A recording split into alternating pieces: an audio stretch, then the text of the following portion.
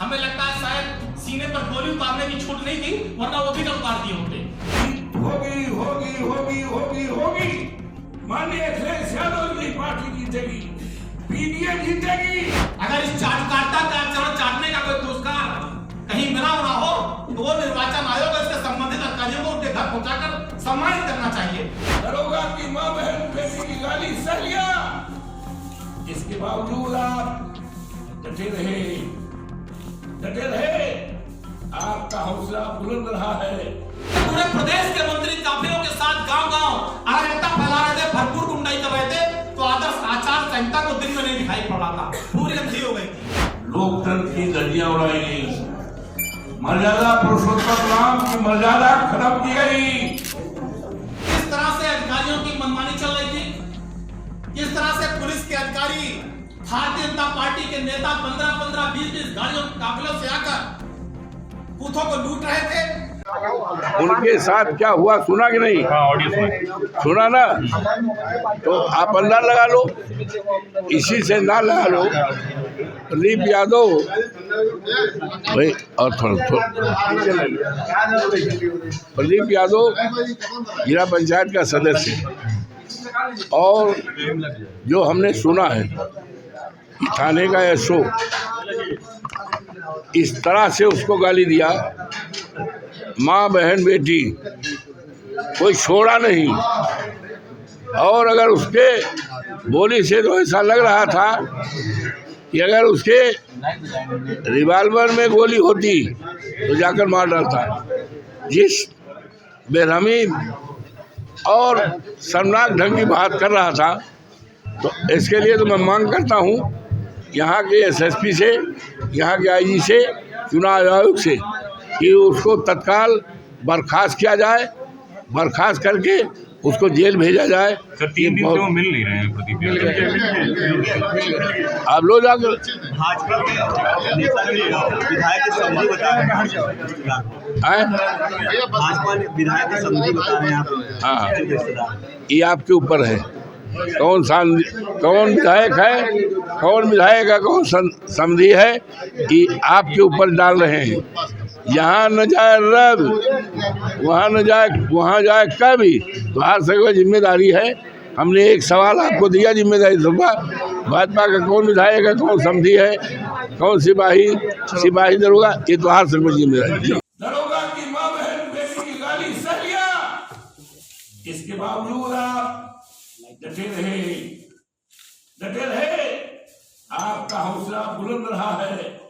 मैं यकीन और विश्वास रखता हूँ सारी जिंदगी में आपका हौसला बुलंद रहेगा, इतना बुलंद रहेगा आसमान छोटा पड़ जाएगा। इस तरह से मैं आपका अभिनंदन करता हूँ, स्वागत करता हूँ, आपको बधाई देता हूँ। अगर फिर चुनाव हुआ होता तो हिंदुस्तान नहीं विश्व में एक रिकॉर्ड बनता। लेकिन साथियों घबराओ नहीं, ये हमारे सम्मानित कार्यकर्ताओं घबराओ नहीं। सारी जिंदगी में हम और अजीत और हमारी पार्टी, हमारे नेता आपके बीच खड़े रहेंगे। चुनाव आप जीतोगे,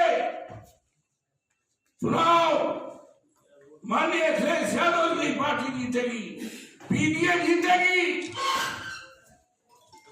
हाँ, ये हो सकता है जीत की मार्जिन कम हो, जीत होगी होगी होगी होगी होगी।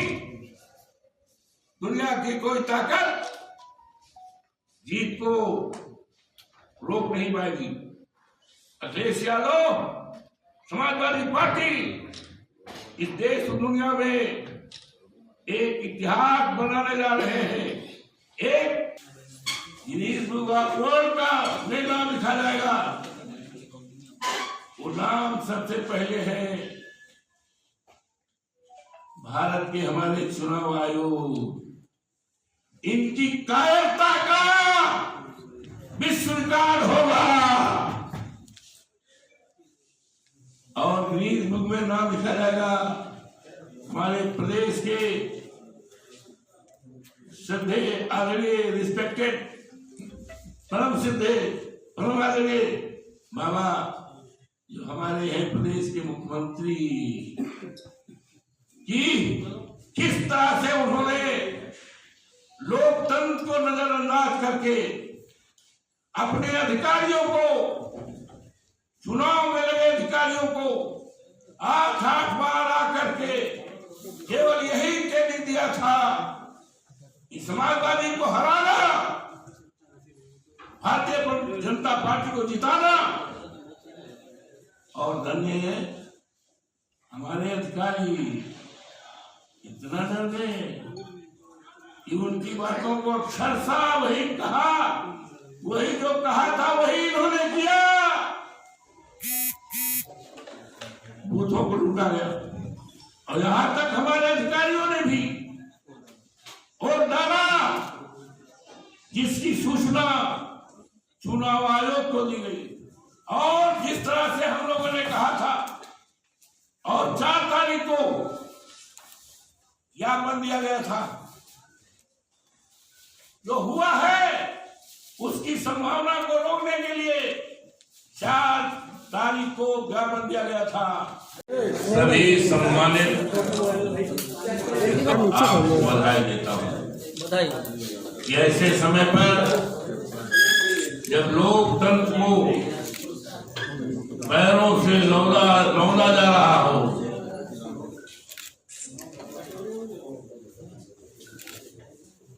चुनाव आयोग भयभीत हुआ हो सत्ता के दबाव में,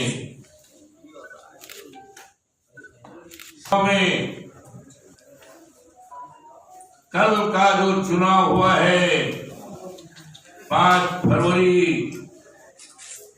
2025 मिल्कीपुर मर्यादा पुरुषोत्तम राम की धरती अयोध्या से, ये दिन केवल हिंदुस्तान के इतिहास में ही नहीं बल्कि मर्यादा पुरुषोत्तम राम अयोध्या की जनता, जनार्दन जो है, भगवान राम की जो जनता है, जनता को हमेशा याद रहेगा कि कल चुनाव में किस तरह से सरकारी अमले द्वारा सरकार के दबाव में काम किया गया, लोकतंत्र की धज्जियां उड़ाई गई, मर्यादा पुरुषोत्तम राम की मर्यादा खत्म की गई। इतिहास हजारों हजार साल तक रहेगा। मैं ऐसे समय पर अपने मिल्कीपुर की देवतुल्य मतदाताओं को, मिल्कीपुर के देवतुल्य जनता को, जनता जनार्दन को मैं अभिनंदन करता हूं, स्वागत करता हूं और जिंदगी भर के लिए मैं उनका मुरीद हो गया हूं। जिस बहादुरी के साथ हमारे कार्यकर्ताओं ने, हमारे पार्टी के नेताओं ने जो यहां आज बैठे हैं, जिस मर्दई और बहादुरी के साथ और जिस साहस के साथ आचार संहिता का पालन करते हुए सरकार के द्वारा जुल्म अत्याचार करते हुए ये मिल्कीपुर एक इतिहास बनाएगा। और जिस तरह से माननीय अखिलेश जी की सभा में लाखों लाख भीड़ आई थी, ये कहने के लिए हम समाजवादी पार्टी को लाखों वोट से जिताएंगे, आप घबराइए नहीं, हम पीडीए को जिताएंगे। तक लाखों लाख की भीड़ हो गई, अनगिनत भीड़ थी, भारतीय जनता पार्टी घबराई थी। हम इस भीड़ को अभिनंदन करता हूं, इस भीड़ के चरणों की धूल को अपने माथे लगा करके हिंदुस्तान में लोकतंत्र को बचाने के लिए, मर्यादा पुरुषोत्तम राम की मर्यादा को बनाने के लिए, बाबा साहब भीमराव अम्बेडकर के संविधान को बचाने के लिए और बाबा साहब भीमराव जब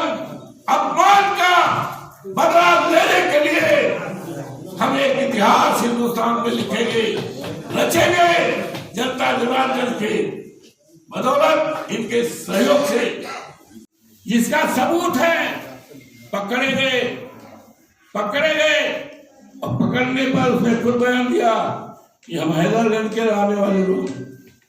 और जहां तक राजपट्टी में चुनाव पे एक नाम हम बता दें, वो कहा कि मैं तो बहुत खुश हूं, आज 6 वोट हम भारतीय जनता पार्टी को 6 वोट दिए और तमाम हमारे पार्टी गए खूब वोट दिए, खूब।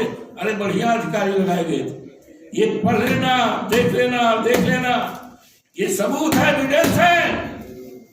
और इसकी शंका हमने जताई थी, तीन बार राज किया गया, आदर्श आचार संहिता की धज्जियां उड़ाई गई।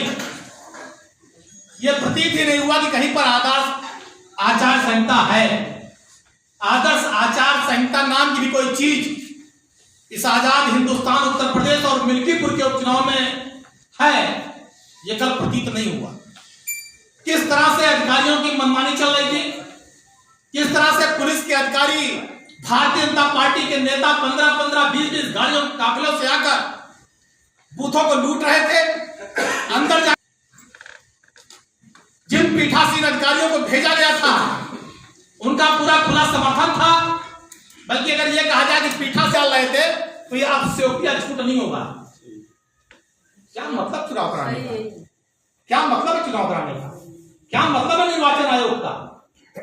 अगर इतना ही कराना था, अगर बाहर के गुंडों को बुलाकर, माफियाओं को बुलाकर, अराजक तत्वों को बुलाकर काफिलों के साथ बूथों को लुटवाना था, प्रशासनिक अधिकारियों से खुद वोट डलवाना, ये सब करना ही नहीं चाहिए।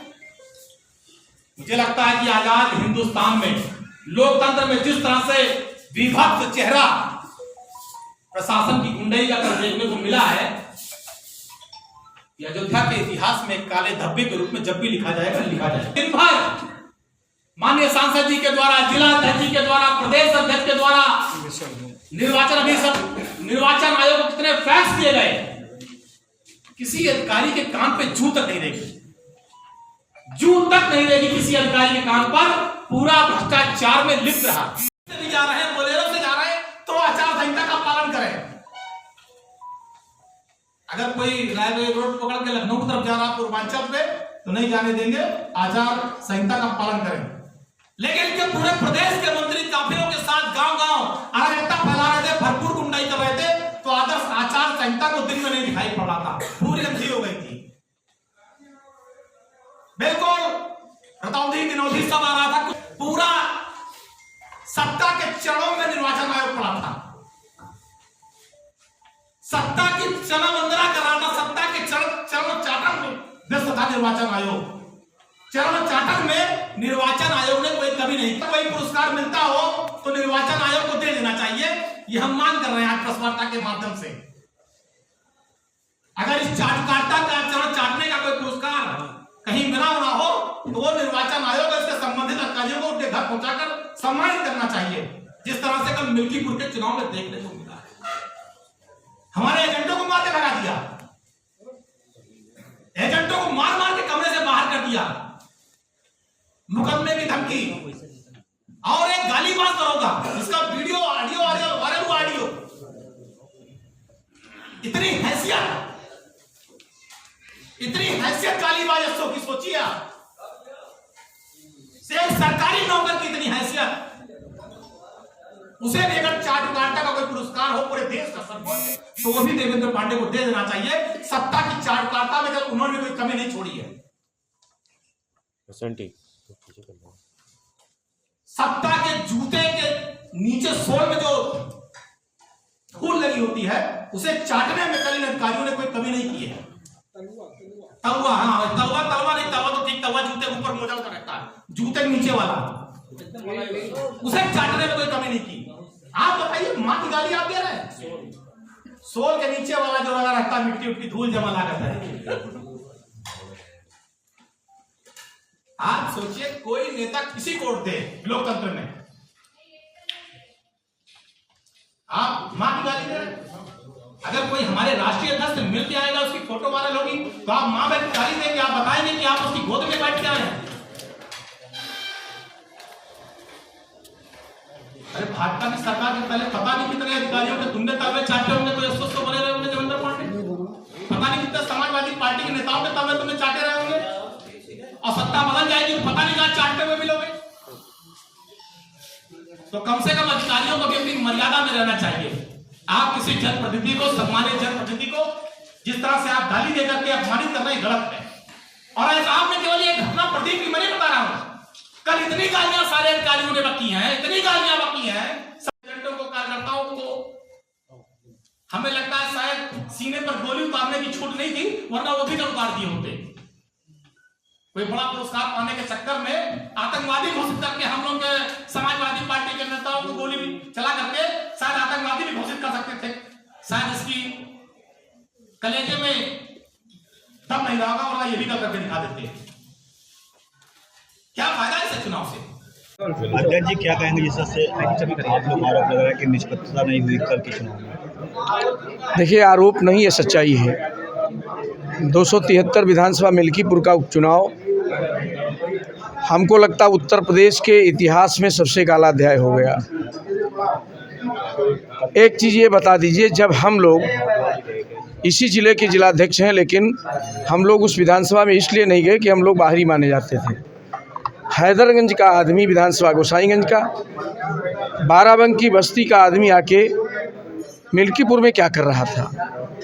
पोलिंगों पर तमाम लोग टहल रहे थे जीन्स टी शर्ट में, वो क्या कर रहे थे? क्या कहाँ से आए थे?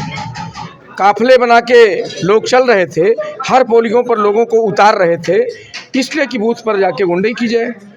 और एक ऑडियो आपने देखा, एक जिला पंचायत को बेइज्जत किया गया, हमारे कार्यकर्ताओं को मारा गया। अभी आशीष यादव हमारा प्रधान है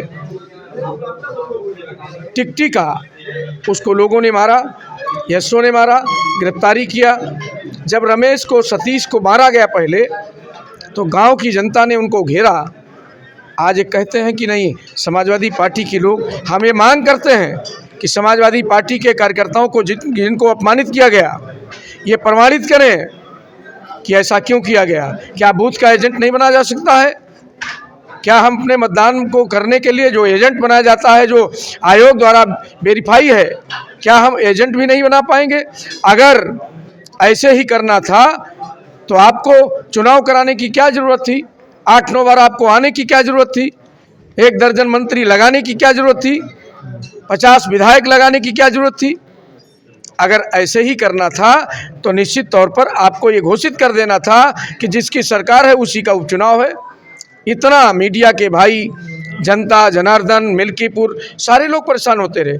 मैं कहना चाहता हूँ इस चुनाव को कैंसिल किया जाए और पुनः चुनाव कराया जाए, ये हमारी मांग है। बब्बन तिवारी को मारने का भी समाजवादी पार्टी के लगाया। बब्बन तिवारी चुनाव के दिन वहाँ क्या कर रहे थे? क्या बब्बन तिवारी एथराइज पर्सन थे, पत्रकार थे, अधिकारी थे, या उनको किसी ने भेजा था? उनका घर हैदरगंज, वो खंडासा में क्या कर रहे थे? ये बड़ा सवाल है, इसका पता आप भी लगाइए और प्रशासन भी लगावे। जांच का विषय है कि बब्बन तिवारी वहाँ क्या कर रहे थे। हम ये कहना चाहते हैं, जब हम जैसे लोग जिले के पदाधिकारी और अध्यक्ष हैं, हम मिल्कीपुर नहीं गए तो बाहर के लोगों को आने क्यों दिया गया? पोलिंगों पर जाने क्यों दिया गया? वो एक पंडित जी दादा, इतने ईमानदार व्यक्ति, उन्होंने कहा कि बहुत अच्छा हुआ जो हम 6 वोट भाजपा को मार लेके, पहली बार इतिहास हमारा बना है। एक आदमी को हमारे प्रत्याशी ने पकड़ा, उसने बयान दिया कि हाँ हमने वोट दिया है और हमारा ये बूथ नहीं है। क्या रायपट्टी का आदमी दूसरे बूथ पर वोट दे सकता है? ये प्रशासन से मांग करते हैं, इसकी जांच किया जाए और कार्रवाई की जाए।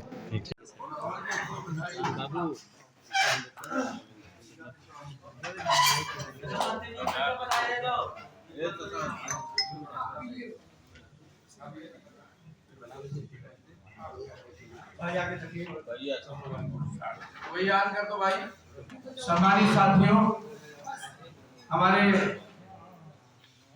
इलेक्ट्रॉनिक और प्रिंट मीडिया के सम्मानित पत्रकार बंधुओं, आप सबको हम सादर प्रणाम करते हैं। मतदान संपन्न हुआ है। लोकतंत्र के सबसे काले अक्षरों में कल मिल्कीपुर का नाम दर्ज हुआ। शासन प्रशासन के लोग, बाहरी आदमी अगर आप ये वीडियो YouTube पर देख रहे हैं तो हमारे चैनल को सब्सक्राइब करें और बेल आइकन को दबाना ना भूलें। अगर आप Facebook पर ये वीडियो देख रहे हैं तो हमारे पेज को लाइक करें।